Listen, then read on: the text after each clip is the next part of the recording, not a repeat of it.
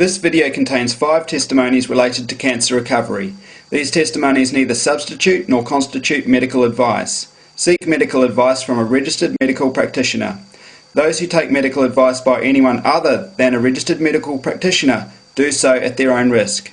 This video is intended for viewing in its original entirety only. Brad from Monash, South Australia. How are you, Brad? I'm going very well, thank you. That's good. Could you please tell the listeners a little bit about yourself? I've been married for nearly 4 years, don't have any children yet, and I work 3 jobs full-time, so pretty busy, and back playing competitive sport again. Now, in October 2004 you were diagnosed with a cancer in the chest. What symptoms led to that? I had a couple of occasions where I got stomach pains, and went to the doctor to get checked up about that, and they did blood tests but no x-rays or scans, and came to a conclusion that it could be celiac disease.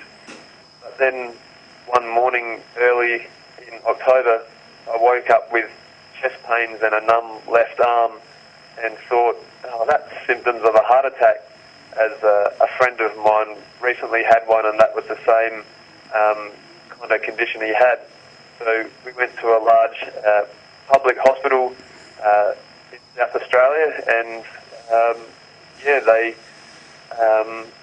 rigged me up to some machines and said, Brad, it looks like you're having a serious heart attack at the moment. And I said, no, I'm feeling okay. But yeah, they did x-rays and revealed a large cancer in my chest, stuck to my heart and lung, about the size of a small football or grapefruit. What treatments did you undertake for the cancer?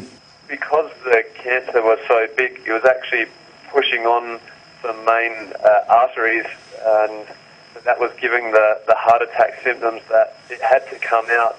So for a day they put me on some drugs to try and shrink this thing a bit, and then they went in and did a sternotomy, and they saw this thing that looked so big, they said it looked like a bit of a dog's breakfast.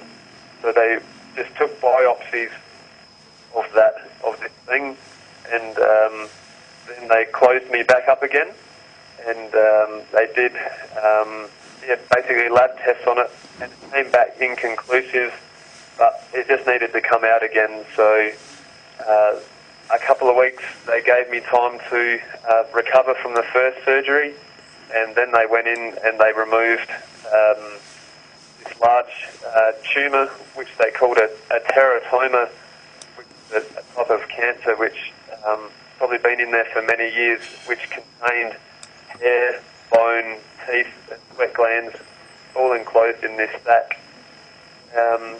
We spoke to the doctor, the surgeon, and said, will I need any chemo? And he said I shouldn't, as he was able to scrape it all out, but there was tiny bits left stuck on my lung and heart, but shouldn't need any follow-up treatment. So we waited 3 months and went back to my normal work, and we came for scans again, and the scans showed that this thing had started to grow again. So yeah, chemo was our next option, as we hadn't heard of any other treatments.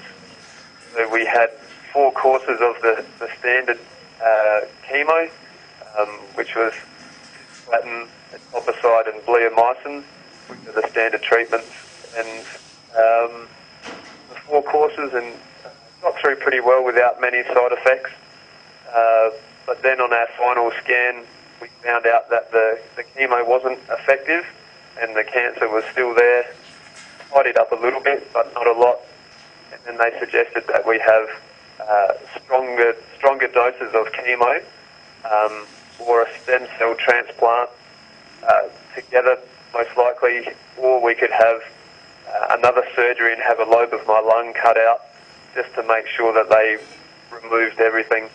And we decided that was basically step 1, back to the beginning, and we thought we're not going to try that option again, and we thought it took 20 odd years to get that big, that I wait another 20 odd years and then get it cut out again if I had to. I wasn't going to do that again. But in that time we just found a lot of people said, Brad, have you heard of apricot kernels, and have you heard about diet change and everything? And well, we've got nothing to lose, as the medical system was still on our side to fall back on.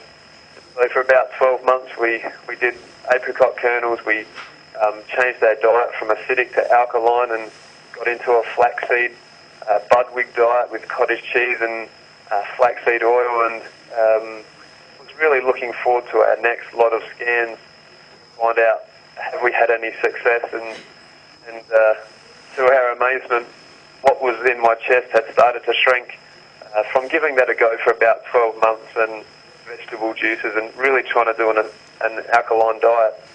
So that got us so far, and then in our journeys we'd come across a nutritionist friend of mine who said she'd come across a new technology called glyconutrients, and she said, look Brad, I suggest you investigate that just to help your cell support and your immune system, as my whole body needed a pickup and repairs from the chemo and the surgery, just to get my body functioning again.